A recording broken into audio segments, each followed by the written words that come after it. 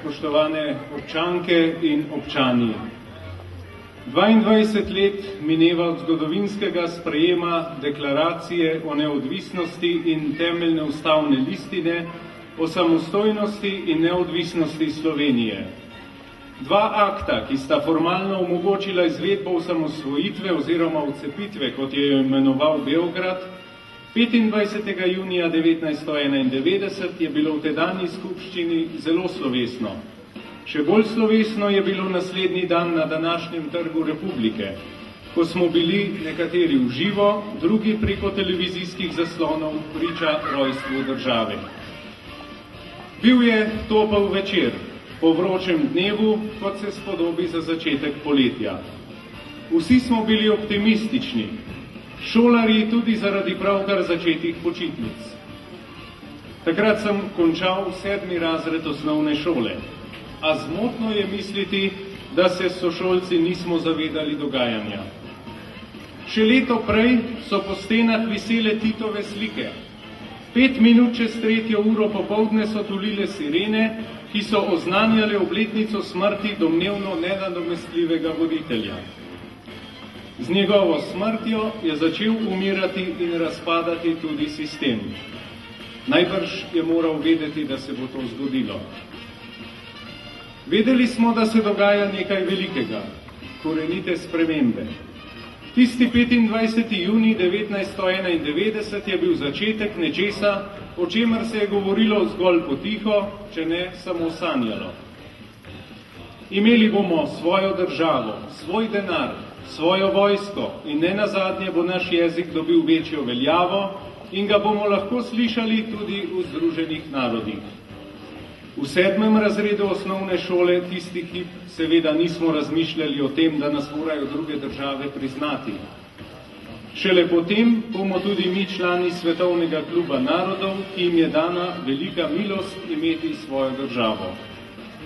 Začele so se počitnice, a namesto družinskih dopustov so bili očetje vpoklicani v enote milice in teritorialne obrambe. Bil je četrtek 27. junija, ko smo že gledali vojno na ekranih. Teden, ki se je začel tako vzneseno, se je prevesil v dneve negotovosti, kaj bo. A poti nazaj ni bilo.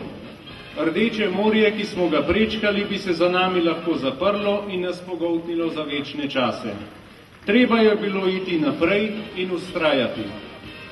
Po 10 dnevih vojne in žrtvah se je dogajanje preselilo za pogajalsko mizo, kjer je bila spet nujna vztrajnost naših pogajalcev, saj zahodni politiki niso hoteli slišati krika majhnega naroda po svobodi in neodvisnosti.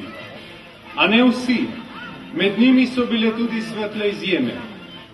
Pravzaprav se je ponovila zgodba, ki smo ji bili priča pri združevanju v Nemčiji. Danes nam imena, kot so James Baker, Hans van den Broek, Douglas Hurt, Lord Carrington in drugi, ne pomenijo veliko. V tistem času pa so bili ključni odločevalci usode novorojenke Slovenije, ki je prišla na svet kot Prešernova nezakonska hči v smislu, kaj pa je tebe treba bilo. Zato ji nihče ni hotel prerezati popkovine.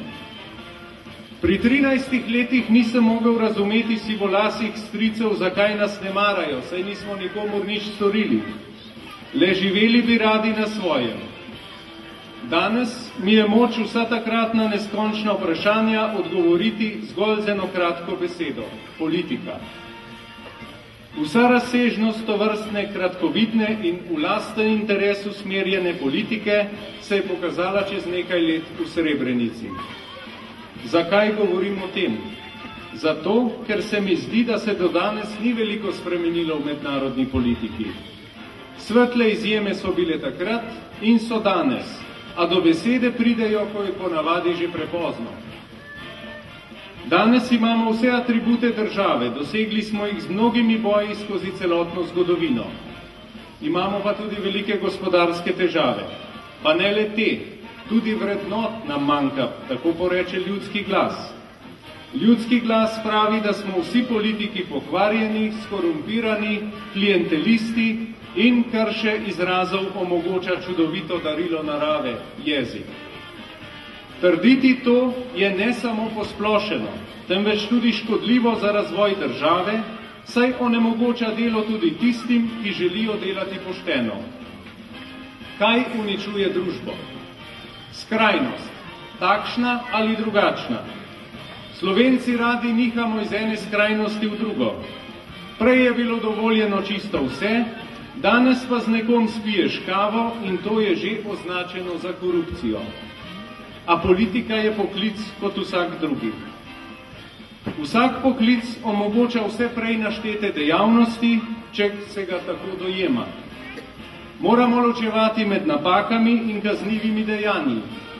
Nenamerna napaka je nekaj drugega kot naklepno kaznivo dejanje ropanja družbenega premoženja. Ustaje, ki smo jim bili priča, so nekoliko spremenile politiko, a še vedno velja, da se oblast menja na volitvah ali pa v okviru drugih ustavnih določil znotraj parlamenta.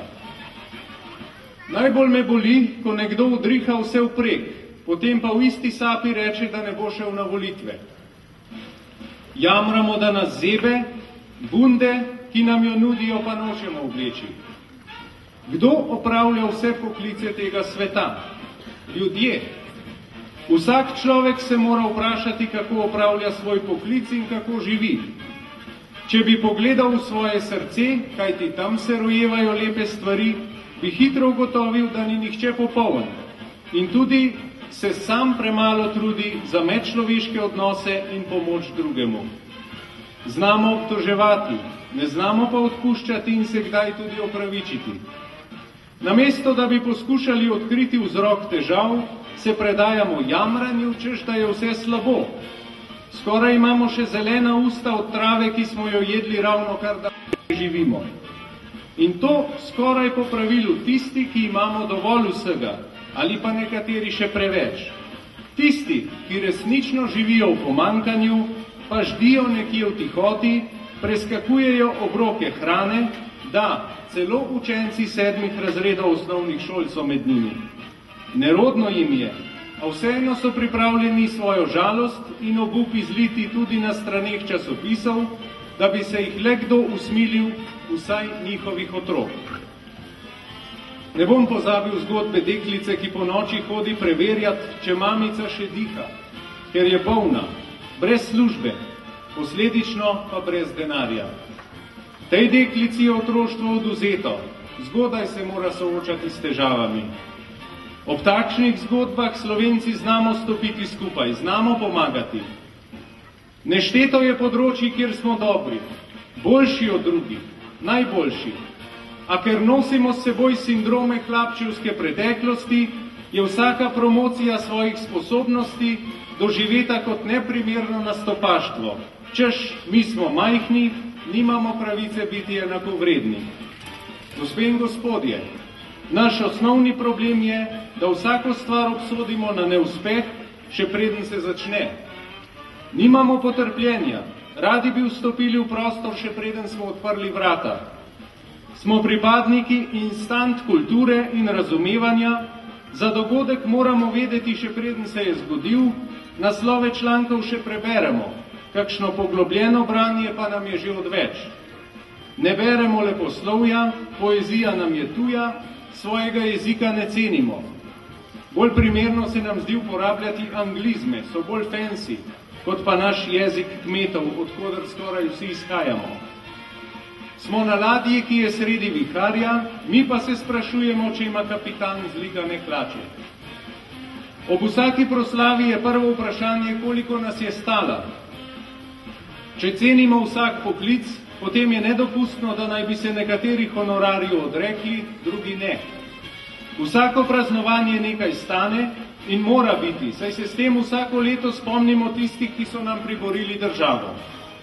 Če drugega ne, lahko vsaj tarnamo v svojem jeziku. Nobena proslava ne stane toliko, kot so nastala življenja, izgubljena za našo ljubljeno, skrbjo prepojeno Slovenijo. Drugi narodi znajo celo svoje poraze praznovati in jih spreminjati v zmage. Mi pa se svojih zmag sramujemo in jih prilagajamo trenutnemu navdihu.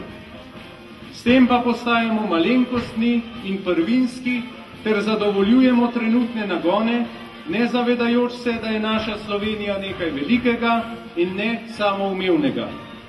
Kako bomo branili domovino, se spopadali z gospodarsko krizo, če se nam še zastave ne ljubi kupiti in izobesiti? Niso več drage.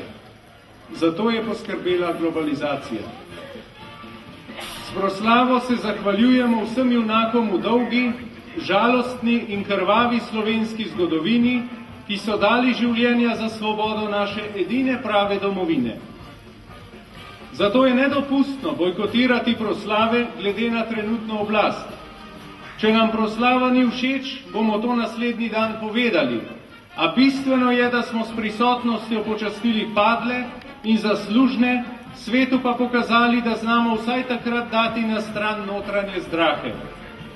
Kako se jim še lahko zahvalimo? Dati jim moramo vedeti, da niso umrli zaman. Pojdimo iz cone udobja k zavedanju, da na dolgi rok lahko preživimo le z delom in poštenjem. Sodstvo naj začne delovati, politika naj izloči gnila jabolka, javna uprava naj postane učinkovita pomoč ljudem z uradnimi urami, prilagojenimi delovnemu času občank in občanov, zakonodaja naj že enkrat omeji birokracijo vseh vrst. Nedopustno je, da gledamo črne gradnje, kako se bohotijo, kljub vsem inšpekcijam pa se ne zgodi nič. Če rušimo drvarnice navadnih občanov, moramo rušiti tudi vile, in to takoj. Plača pa naj tisti, ki je nepošten in brez papirjev. Zakonodaja mora to omogočiti. Ne sme izpasti neumen tisti, ki je pošten.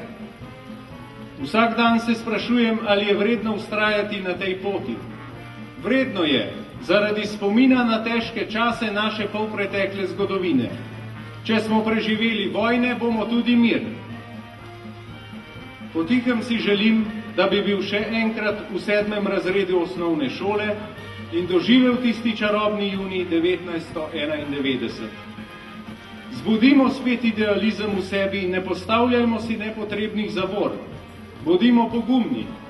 Včasih je treba skočiti v vodo, ne da bi preveril, koliko stopinj ima. Samo pogum in vztrajnost ter navidezna brezizhodnost rojevajo rešitve, preračunljivost jih ne izpelje, temveč jih zamudi. Vse najboljše, Slovenija, ob tvojem rojstnem dnevu. Ostani naša. Radi te imamo, čeprav ti tega ne znamo vedno pokazati. Hvala.